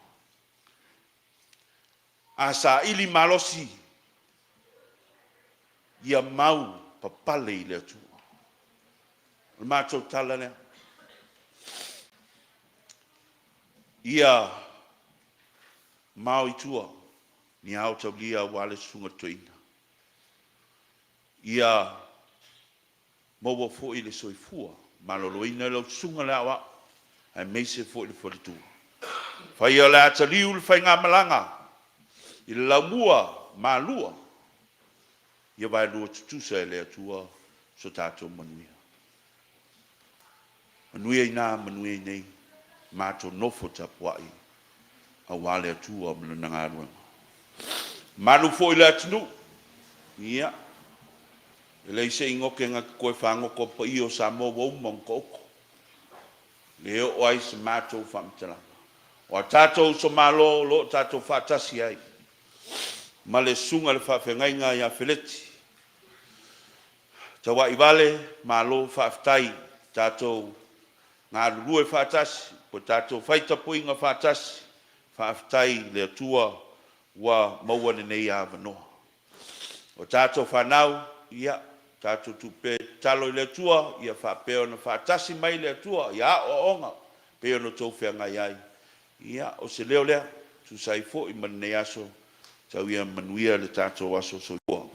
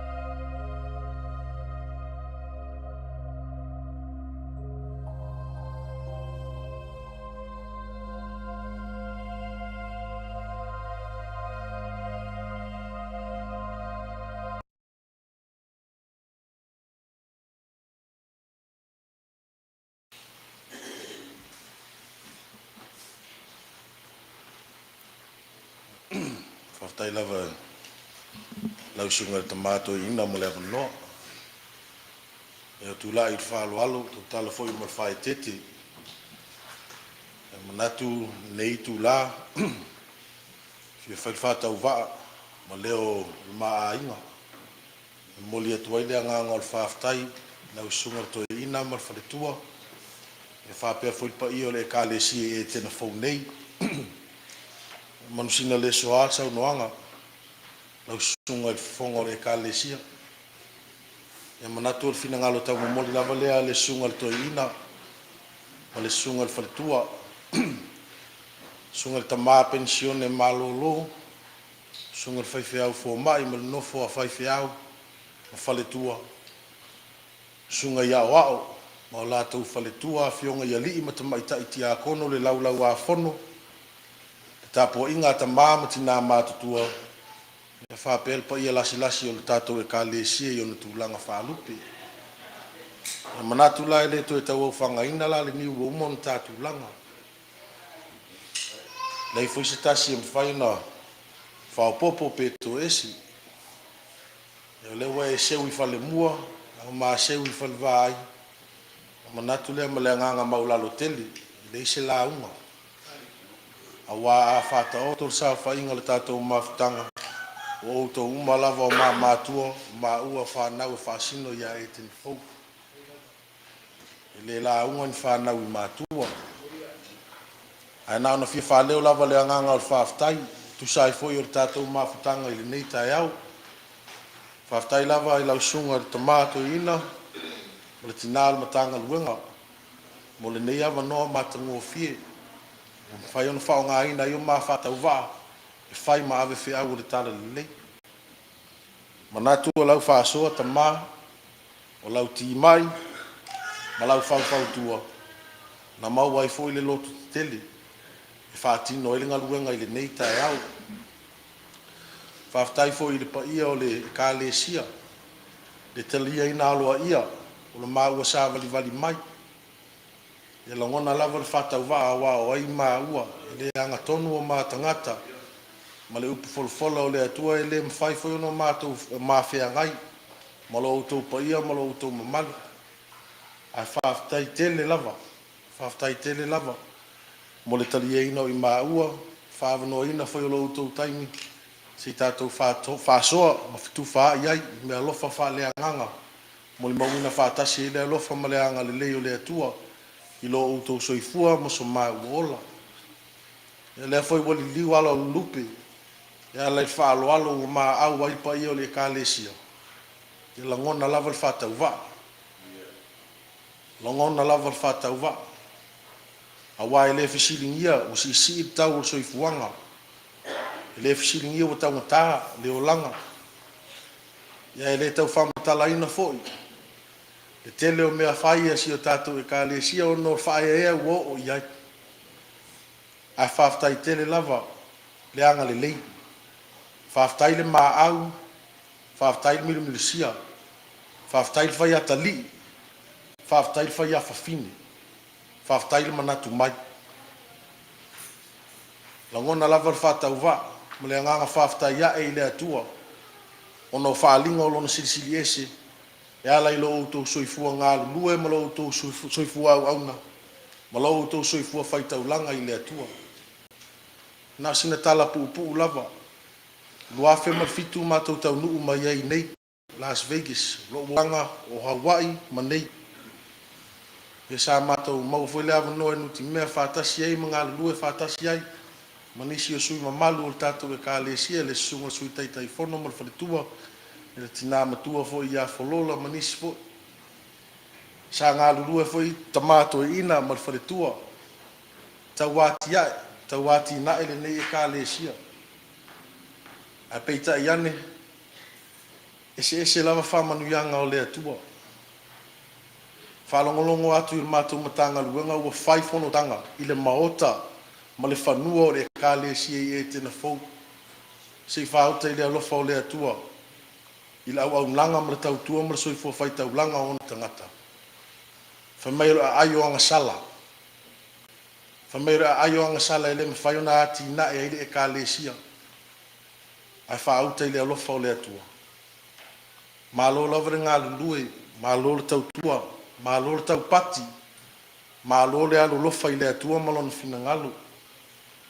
Malo foi whaea si upeleina o Las Vegas. Longona lava le mita o le loto, ka wawa ai atu, tama whanau le atunu, sa mo I sae masifo. Olo o foina pelo lātou soifua ma leola. E tau tua I le atua, e ala ilana e ka lesia. Malo lava leon sai, malo le tau atai. E manatu, fia whaonga ina fo ile nei avanoa, e mamoli atu ai le whaftai tele I le e ka lesia, ono o lo tau tapu inga tatalo. Mai tau atu, ua iei lupe whaalele o le e ka lesia I tutono le lau mua peleina I kanan fau. Aua le ngata I lea lo tau tapu inga tatalo. O lo o tau si I peo mātou tangata whātau wā. I la tau le auso I kanan fau ma o la tau whaletua whāpea fo I mātou I mārua. Ai a koli siku whaiwhi au. O lo a o tau wai tama whānau o le e ka lesia. Mo le lumanai ma le tala le lei. Whamai upule atu nu e le sili I le tāku wai. A whai e lau se saa whai wau tau tai. E le ono se poto. E le ono se iloa, e le ono se malos. E a fua nei mea uma, ono le tāpua inga, whaftai te talo, whaftai tāpua. A fia whaunga ina fwile ni eva noa, ma moli atu i whaftai tele, I le autala vouma le aonga sosa. Thank you guys so much. This was an honor. It was such a blessing to witness the preparation and the investment that y'all put forth to help spread the gospel. And it is so beautiful, even Julie was sharing with me, to hear Samoans born here in the States, born elsewhere, praise God in our language. It is such a beautiful thing. Thank you guys for blessing us. Thank you guys for giving us a little bit of empowerment. Thank you guys for helping us realize that God needs us, the youth, in His ministry. We are the future. So my only prayer is that y'all continue to offer your lives, offer your time, learn as much as you can. And my prayer is that I'll be seeing many of y'all at the Sho'okangas for Kanan Fo in Malua in the very near future. And to my sisters, I have brothers, so let me know, make that phone call, they'll come talk to Tamar. But you know, yama wuni manuia. Ele fa manuia foi fa na ma tua. Ao mata talo inu mo le tua manuia. Sa fa oti na fa manuia nga ya te o lua ma tua fa le nga fa pel pa io le kalesia fa manuia le tua ya te o lua ta mama tina. Ma o pel ma lo si la le tino ma fa fa mo le nga. Fa tumu pelo lua utu. Fa o penga ina pe ya o lua ma tua. O warfea nga iei foi. Ma le taita ina o sia tātou e ka lesia, ai ale wala awina, I te tono le ka lesia o au. Whamanuia le atua, tātou ta maa pensione malolo, maua pele ola mal malosi, a wanga luenga whau tua, I te tono le ka lesia, whamanuia le atua, iau tau sunga I whaiwhi au ma whaletua, whapea foi o tau sunga I au au ma whaletua. Maua pele ola mal malosi e langolango sua I le ngaluenga, whamanuia le atua I tei whono mo le laulau, whapea whionga I ali I matamai tai ti a kono. O tau whaiva fo I ale tau tuaina o a inga mo le ka lesia I fue mo le tō. Whangana ina pea o tau e le atua whitalai. God bless you brothers and sisters in the youth and the Sunday school. May He continue to guide you all. May He continue to grant you all good health. Bless your spirits and use y'all in any way that He pleases. For His glory. Ya manatu siava no le lei foi le nei. Ya so tu ai vai malu puenga is finga lo sunga to ina ma fertua fa pel pa io le kalesia. A fai o ye se upu se tanga o se anga o le tau tamali so to fa fonga. Ai aso to sila ya le to ile launga ina o finga lo le tua. Ma fa matala ina foi o sina tala lei mo fa na fa mangalo I maua. Matua atu lava I nao ma whatau wa. Au mai pere le atua lona fi le mu e leo ina ilo tau soifua. mo lo mauola tatou valavala i le vaai ae tatou mafuta pe i tausaga soso atu lea ma le agaga maulalo lenei tulā tamā tinā faapea le paia o le ekalesia manuia tele lo tatou aso kou 49ers right?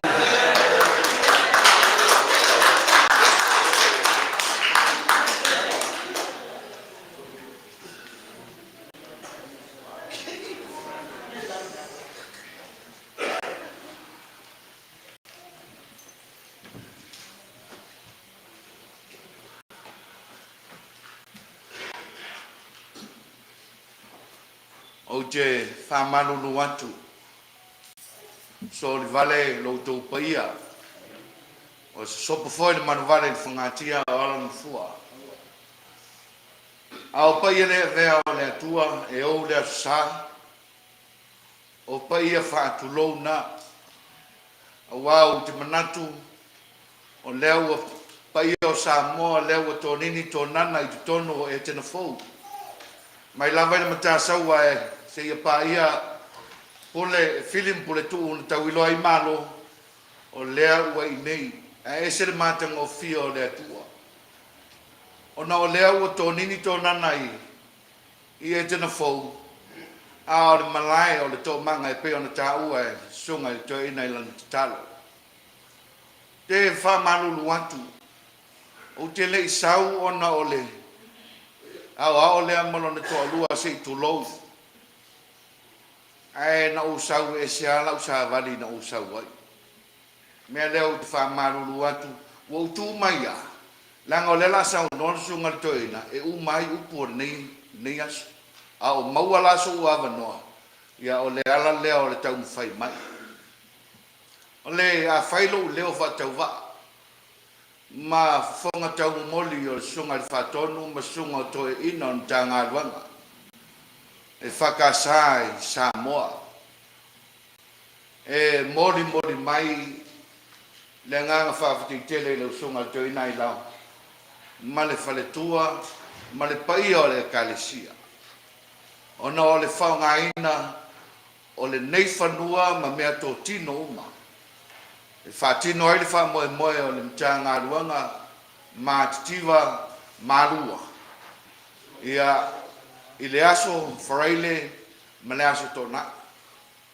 wa le maua se avanoa le aso ala nafi ai ua manatu ai nofo mai ina ne isola e peo sola al whaleata ai le lei ai le whawhonga o le pai o le kalesia a o vatu pea se nganga whawhiteitele ua le tasi ua le lua au sili atu ona atu lasi o lea lava ua uiloa ua taule ai o le atua e ala i le ngā luanga a le sunga i le tau ina ma le whaletua ona o la mo ngana fofola a o mātou ngā lulu e fwoi nei i nā maitau ia iai se malai a wafa moe a tama whanau a Samoa ai masia o le kalesia.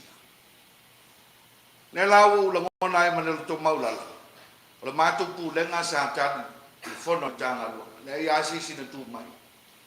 Na o wala u mai, ma o toa mai li sunga i toina, malona whaletua ai alpa i o le kalesia. Se i tali atu i le vai o le matanga lua. Na o lua talia ma loto whaafitai. Te le ilua ano i le ata o le lao. A ua whaava noa mea tō tino. A e tena fō. A wale kalesia ma le nei mtanga ruanga. Mea lau sunga le tō ina.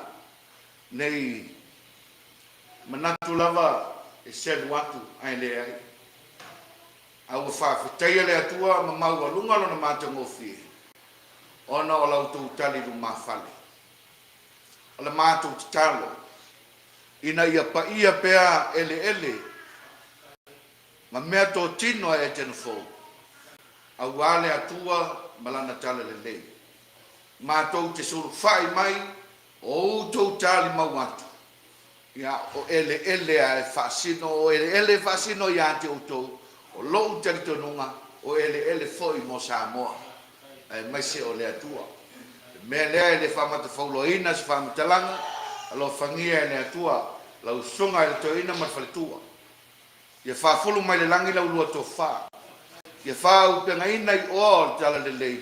Ia ma mao lau lua sila sila. A wale no foi o te mao le mta ngā luanga ma te mao le kalesia. E mai se foi o le whasinonga ia te fo. Whamanu ia lau whai ngā luanga.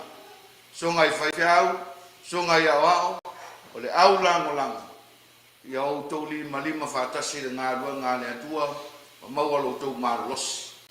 E nofo atoa le kalesia. Mai lava le teitei fono, o le tia ko teitai, o le teu o loa ma le whailautusi, e o ai mata whale teitasi. Ia, lilingi whaua mai le langi. Ana whamanianga, ma to ia ai le tau pa ia ma lo tau mamana. Ai ina le pai foi la sa utalai, whalo alo maualunga o le tai aore nei.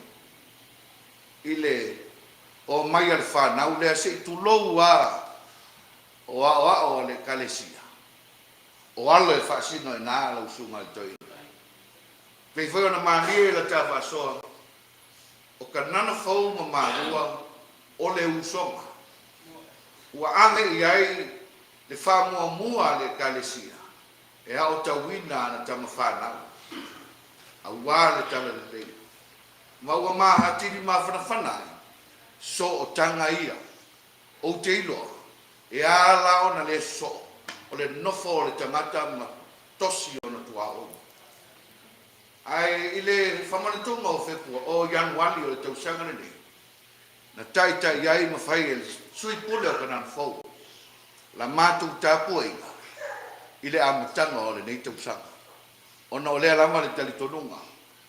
O whanua ma whanau tārusia le kalesia. Ona o io I mata. O mārua ma kanan fau. Leo whailau whae ea o tala noa. Le awa o e talifua I tau le maa au mani minumulisia. Ele to sili sa famtala pa wala ya lo mai fa manianga le no fali mamani ma fa pulo wina I pe nei lele e mai se o to pa mo to mota ya I to tonu o le nei to no ya na fa pele os famtalanga la sunga il toina si me alo fa tau va le ta pena le nei pulenga ya wala sungai toina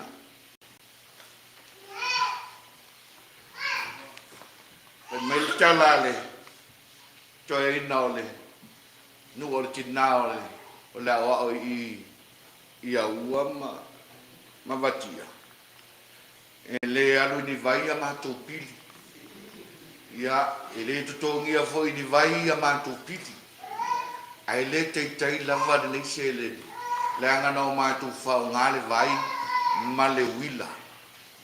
Na palapala ma o solo le whanua se I tulou I le whetamo ea I a tā ngalua. O ane mea o whale tonu I a taua I na tala masinei o le awhetā la lea la usunga le toina ma le pai o le kalesia. I le whamatawhia se upu. Le anga o te tali tonu toina. O te toe saufo. E toe whanoi lo tātou whanua. Mone lumana. Ia manu ia tele, lau songa le toina marwaratua marpai o le kalesia. Ia ola ma malolo ina. Bang bang Niners.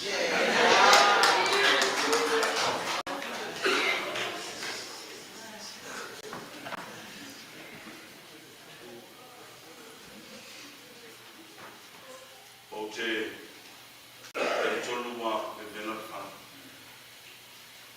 A o leo so fui le o fui ngā rufa ia le tu.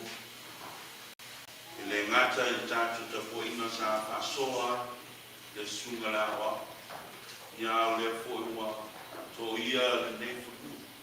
Saunoanga le sunga le vai alpima. Vai ma fonga ta mori mori.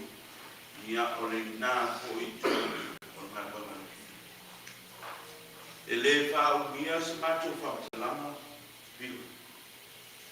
Au wānāwa e sila fia. Le whale ia e tēnā fōu sa toso I ima o. Au wāna whawhale. Ai sa mātou tangi to tuli le fua. Ai tali le fua. Lau whanua lea. E tēnā fōu. Ai ala tu sa moa. mese ngā duenga, o lo tātou ngā due. Ioe, o le vaai whaatangata, o tosi whalau tītu langa o ngā duenga, au le sila whanga le atua tasi tātou. Tasi tātou. O le aso foi, o le tō whaarolo, se whaatai. Whaatai na manatu ni ngā duenga o le suatu foi ni suma tuina. Ai eise manatu whapea. Tano sanga sa mori e le tua wase whakua. E ngāru e e tena kou tani whaitau le tu. Sa liu la au whamafa. Tūlanga o le tātou maafutanga i leo tau sanga me leo tau sanga. A wafa langa mai ai ngai ku o le vai mo le ngā ruenga. Sa iai se manatu le ai e le tōnia. A le whaalualo lea, le ua maua lunga ai le asori. Le i fwele ale se ngatu, ia, o kōkule lea o whaalualo kai. A ei fwele ngatu, i ngā li hua e pei o le vai o sina whaamuianga le kua, o waranga luanga lea. Tō whaaliu liu fwoi, a e tēna fōu, le ua mātou whina ngalo ai, le yo na nganga ma tātou so tinga i leo sama e le tōni. E ui anga pini, ia le ro mako o sa, ia, Pata talo ia tua, o tō whamianga ia o whananga paua o lea sa talo. Ta mama tina. Lea lea sa ngako, le sumara o. Ia o ngā o lo kako. Lea lea sa ngako. Ia o se alofa lea tue whapopoa tai lauma pia na fuina fuatene asu. Ia lewa whapopoa i le tasi lafi talalea. Na whaia tātu tai lauma i la usumuna wa au tuli whaftai te. Le mawhai o na wha u. Le nana whaftai wa tatu mawhai. Na whaia tātu tai lauma Ape, tolu se lau fitu furu, ia, a ora wha matu, e suma to ina, ia, te kawai, ne as patai.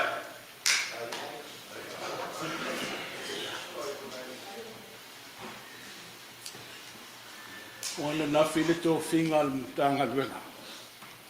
Na le liu ai se tō whala inga le mamalu le mutanga luenga i au lotu e whia.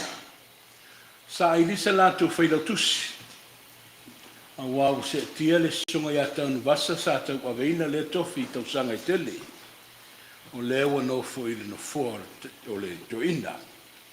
Ona le liwai leo le finangalo le mutanga luenga o tusi a au le sunga ia tau i vale. Le tua mana whaia ea. Tato le mai loa. Ai lewa tali whaitau le tua le lua tau tua lau sunga le whengainga. O le ngato le pulenga le toina whaatonu. Ai lewe e leo ina le tātou mutanga luenga mālo whaafutai. I anga le leile tua e tu sai fo e mato whinga fo. Ia wawala au inai lau sunga marwhatua. E le tele se tala. Fraser, sa whaamalia ina lo longona i le tātou whaasua i las whalile. Whaafutai tele le lua whaea ea. Ia a vele lua o mai. Ia whaile malame pa susulu i lau whanau nei le etena fo. A tonu i eise asone e wa ai atuai lea a le o malua po o kanana po o whea. O le au atu whanau le etena fo e whaawau le ngā luenga. But as Philo mentioned, thank you for being an inspiration. Because that's what I wanted today. O whaamalia ina le mātu whaalongo. A o e tō lau a whionga pa ia o whaamanuianga. Le woman wi ai me lea. E kāle sia, whamaruru atu, ai matua i nāle ngā luenga. A o whaitau ina mai le matanga o le tau sanga se pā ia le nei tai au, tau tele o malo lo. Ai fo i lawa le o whai ngā luenga, matutō le whaamanuia. O le o tātou whaalongo fo i le nei tai au, wa le ngata le tātou tofi. Ai le o sau no le whafonga le matanga luenga i malua i Amerika, o whaapopo mai whaamanuianga, o le mafuanga lea. Lau sunga tau i vale, leo le malai le tunu. E leo se whanua le tena fo. Malai le tunu. E toanga mai ai o ai mana o misa psosani o le anga le le matu no no fatu. Fa staile kalesia na auto loto i le ngaluenga o le o fonga mai fa manuianga. A wala mai le na o fenga luenga e tua i ailo vai vai ia ma le taola au na vi ia le tua a wale fa nga ino le tatu fa te wa. Fa malu watu i lo sunga le tofi. Ono e tele nei tutuangia o le awauli o le fai ai se tatu mafutanga na mafusani ai le tau finga i au te le fia wha le velavenga i se le tia ma umalo te ma o wa ue file mu ai leo leo wale le tapu a inga lo te ma ia ai lo faiva o le vai atu le punu no wali si vaenga wha man mole talo siortu spa ia i langor telefoni na tau punu no wai ai mafutanga tina wha muli mai sa i level mafutanga tina le talo sanga mai tina nga luenga sto mafutanga ia ele leile te whaatulanga le tātou whale te akono e o mai o tātou uso mai Hungarian. O lātou e whaongaina le tātou wharisamo le lātou fui tāpo enga te whaatulanga le lei. A o le au fia manuia. O manaia i le matau po le nei aso. A wai. O le matau po whainga le whiwai vai a inga. O te langono le to tele i la uloto leanga le whaiva. Ia ia mo pela nga mulu e ole to popoli a faie ole au to au ta poi mal file mu ta poi mal file mu ia ia manuia lava to e ngol le sapati ang le tu e kalesia silane le tato putini na wa batu le ta yala mo ngalwenga le nei yaso malolota yao ia to le liu mai la solua amata le sa mo moto ya ida mo sa fai a sa fono tātou pe umar fono le o le wha moi lo fai pese la sudua tātou a ngatu spaia i alo sungal fo mai tai lau sungal fo mai tātou a ngatu spaia me sauninga i la sudua a sau nei ia manuia tele nei vai aso manuia le toi tari watu i lau sunga fai la tusi le matanga loenga ia vaane la waluao sau whanau ia manuia lua faiva manuia le lua faiva o le ale ngalo le ale ngalo o lua le titalo le kalesia. Tātou whai u le titalo. O tele ia manuia, a o sili o nā manuia, o au awhionga pa ia peo na tō lauina, upo le ola, e tō matau ina ai le nei vai aso sā, ma la mātou sā maninga. Ta mā whaafutai mo au penga, o e fōa i atu mo le whanau. O le mātou tatalo ia whaawau ma whaalau tele ina pea. Ia la matua i le ngā luenga ai mesi o le tanu le lei. Le whaamoe moe o le atu ua i mātou mo nei tausanga. Whaawau le la ola o tawina i tonu le lau mua. Ia le li e. O na o lau a fio lau e tau lau ainu whaamoe moe. Mana tua le uso au auna. A o ngā lue foi i lolo i Garden Grove. Mana tina ma le i Kalesia. Whamanuia tau i vale foi ma le la ola vala uina. So finga ue whamanuia i la ue le mutanga luenga. Ia le li ia i whaile nā mau vi inga. A tala lua le mafutanga le nei aso. To e te liu i la tau malanga ma mau. Ia wale ala ma mau anga i lolo i California po fei le nei vaengo le lalolangi. Tuli loa i la tau ma mātou uma i lo file mu. E na o le nei taba. Ia tu mau mai ai mātou ma lau whanau le lalolangi atoa. Ia o lau lava manuia le tua le tuma. Le alofo Iesu Keriso le mātou li whaoli. A o le mafutanga whai pēr ma lau lava nganga pa ia. Ia tu mau mai ai mātou.